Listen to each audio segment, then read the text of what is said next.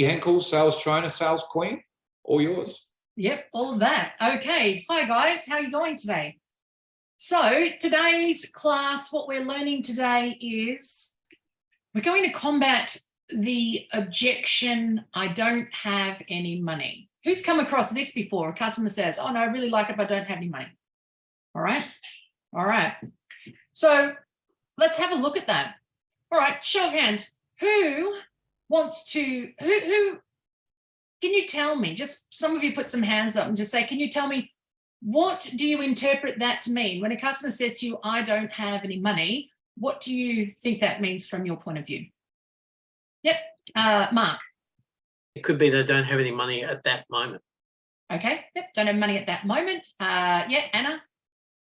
That they are not, they don't believe in the process, myself or themselves. They don't believe in themselves, process. Okay. Yep. All right. Stuart, what do you believe it means? Yep. They're not feeling quite confident that you've imparted the knowledge. They're not feeling like being convinced, but kind of. Okay. Yep. Sabrina, what about you? They're simply not interested. They don't want any part of the product. Okay. They don't want it now. Okay. Yep. Martha, what about you? They don't trust you enough. They don't trust themselves enough to go forward, and they don't trust the program that you have. Okay. All right. All right. So see how we've got a number of different ways. Salesman says different things. Ray, what do you reckon? What are they saying when you hear, I don't have any money? Well, I like to find out if it's a condition or it's an excuse. Right. Okay. So that's something that you would do when they say it. But yeah, okay. So what I'm asking though is, what do you interpret it to mean? And you're looking for some sort of excuse, or is there a condition that's on there? All right. Who's come across it and then tried to combat it in some way? Like, what's your way around it? Anyone got a way around? Yep. Kel. I quite often just say, is that the real problem, or is there something deeper? Yep. So you ask a question. Is that really it? You got no cash, or is it something else? All right, Anna, how do you combat it? The same I ask if there is the trust, the belief in the process missing, or themselves or myself. And okay. You can do it. Yep. Lana, how do you combat it? I talk to them about their needs and try and come up with a solution that meets both parties, I guess. So just negotiate, I guess. Okay. Probably not the best way around it, but no, that's okay. It's just a question. That's all right. It's important that we know the different ways that people do it so that we can come up with the end solution. Aditya, I'm just going to ask you as well. So the other guys, because I'm trying to keep it fast. So Aditya, what's your way around it?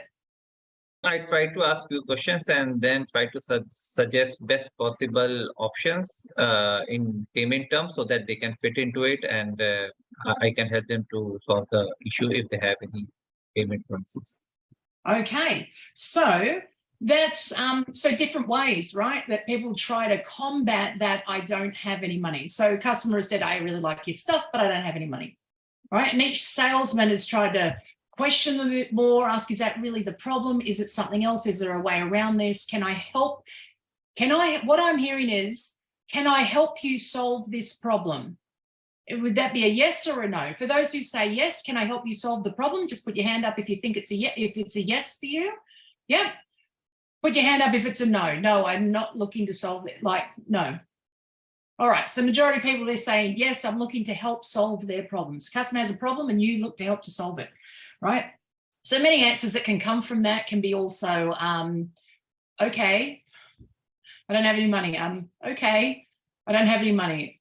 Okay, I understand. Right. Which becomes very final as well. Now, what it is when a customer says, I don't have any money, they've literally just said, I don't have any money. And you're right. It's something that they don't have right now. Maybe it's something, it's not that they don't have money. Who's ever said this to a kid? Who's had a kid come up to them, like one of their own children or a grandchild or an uncle or whatever it is, you know, like a niece or a nephew, come up to you and say, can you buy me McDonald's? And you say, or can I have that chocolate bar? And you've gone, no, I don't have any money. Who said that? Now, who's actually had money, but really has just flat out lied? Or maybe it's not actually a flat out lie, but it's a, I don't have money for that. I'm not spending it on that. I don't want to spend it on that, right? Okay, my kids do this. You know, can we have McDonald's? Noah's worked this one out. He said, I'll say I don't have any money. And he's got two answers for me. He brought one up the other day and he said, well, I reckon if we get your wallet out, we could probably find some. Yeah, you're right. Actually, I've got money in my wallet. I don't have it for McDonald's. A new one that he's brought out is, what's the point of us moving to Chinchilla? Because you said that we had no money in Canberra. We've moved to Chinchilla, so we've got money. And yet we don't have money because we can't have McDonald's. Yeah, again, you're right. I do have money, but not for that, right? So ultimately, it doesn't mean I don't have it. I just haven't budgeted for that right now. And I'm just going to have to sell the idea a little bit more to myself, or you, or wait, or save up and do something else. So it doesn't mean the customer doesn't have it. They're just not quite ready to hand it over yet. All right, so there's one answer for this. So who would agree that I don't have any money as a problem for the salesman? Just put your hand up if you think it's a problem for the salesman. Right, only a couple of you. Right, so everybody else, nobody thinks that that's a problem for you. So if someone says I don't have any money, you don't consider it a problem at all? Yeah, Sabrina's kind of like, oh yeah, okay, well, yeah, maybe. All right. Yeah. Who thinks that it's a problem for the customer? I don't have any money is a problem for the customer. Yeah, because what if the customer actually doesn't have any money? That's a bit of a problem, right? Well, then my next question is, let's say it's the customer's problem. I mean, if they don't have any money, that's actually their problem, right? Who's responsible for solving the problem? They are. They are, Fred. You say they are. Who else? What else? Just the customer? Just the customer's problem to solve? The No, customer salesman's is responsible for solving the problem. Say again, Ray? The customer's problem, not the salesperson's problem. Correct. It is the customer's problem to solve. And yet, as salesmen, we take on that problem by, let me see if I can help you find the money. Traditional sales training teaches you that as a salesman, your job is to help them find the cash. Now, here's the way I want you to answer it, right? We're going to have a quick little play, and I am watching the time. So we're going to have a quick little play with it. Here's what I want you to say. Here's the answer. Write it down. It's this. I understand exactly how you feel. When somebody says, I don't have any money, the answer for the salesman is, I understand exactly how you feel. And then silence. The salesman is not allowed to speak again before the customer. Now, here's how it works, right? When you say, I understand exactly how you feel, it moves you, the customer's here and you're here, and there's a table in between. Customer says, I really like it, but I don't have any money. Most time the salesman tries to give up answers and questions, and that's okay, or okay, come back later when you've got cash or something, right? But by saying, I understand exactly how you feel, they're now sitting on this side of the table with the customer.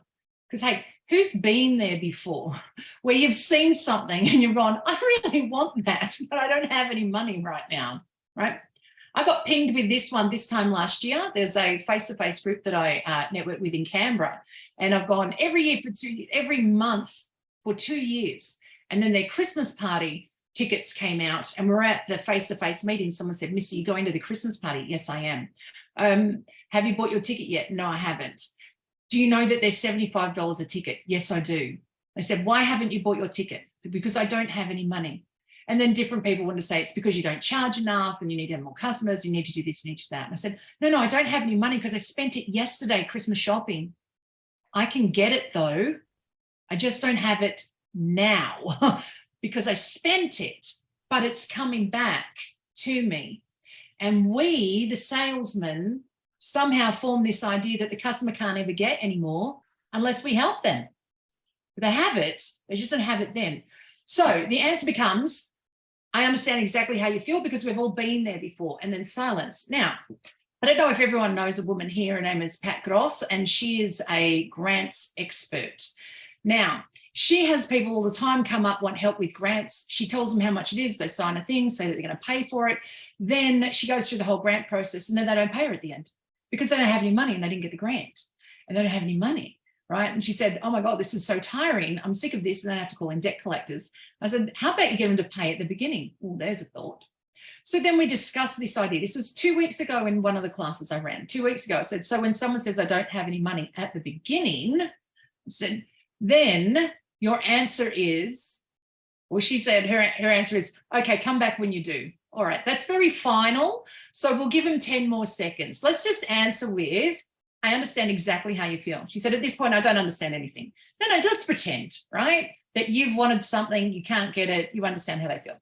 So just say to them, I understand exactly how you feel, and then be silent and wait and hear what happens. She said, I don't like it, but we practiced it. And she said, oh, I'll see how that pans out. Anyhow, she comes back to class this week. She comes in, she says, I have this story for you.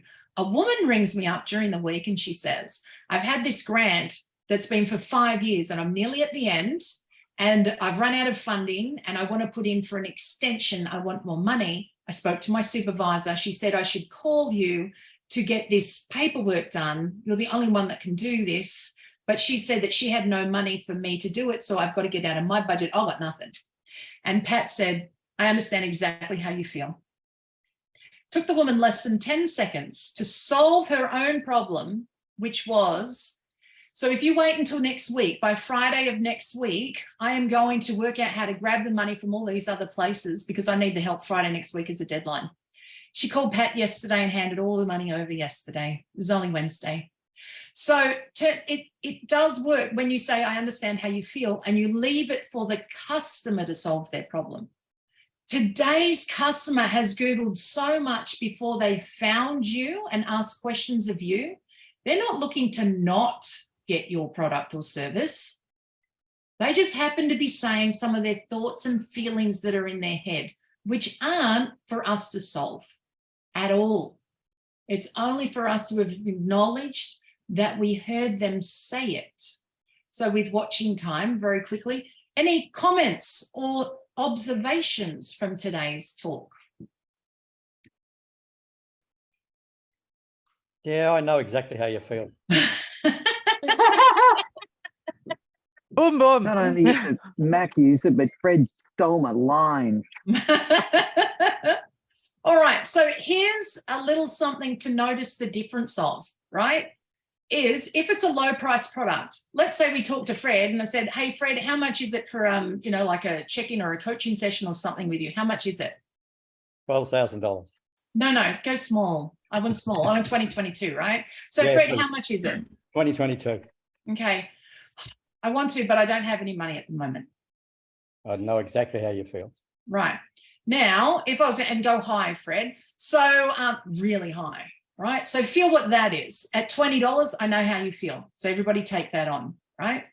Now let's go the other way, right? Fred, how much is it? I need like something done with a website. How much is that going to cost me? $12,000. $12,000. Oh, geez, I don't have any money. I don't have it. Yeah, I know exactly how you feel. Now, notice the difference between a small price and a high price. Who feels that I know exactly how you feel with a high price? You can all go, oh yeah, I get it. It's high, I don't have it. It's not in my back pocket, I got it, right? Who felt that for the $20 one, it's like, seriously, you can't just find 20 bucks? Yeah. Right? Notice that's your trigger. All right, Jay. Notice that one's your trigger. Just because they don't have $20 right now or they're not budgeting for $20, but on the other hand, you don't actually know how many they're buying. Let's say someone said to me, Misty, how much is your next book? $30. I don't have any money. And if I was like, oh, well, I'm sure they can find $30. Yeah, I'm actually looking to buy 100 of them for my team of salesmen. And so that's actually 3,000 I need. Yeah, right. And how rude am I that I've just assumed that it's only $30 they're not like they've not got. So it's really important that you're not judgmental when you say know how you feel on the low price one, because that's the bit that's going to trip you up. You don't actually know what that means from their perspective. They're telling you a small component. And with that, that's today's class. So when they say, I don't have any money, just say this, I know exactly how you feel.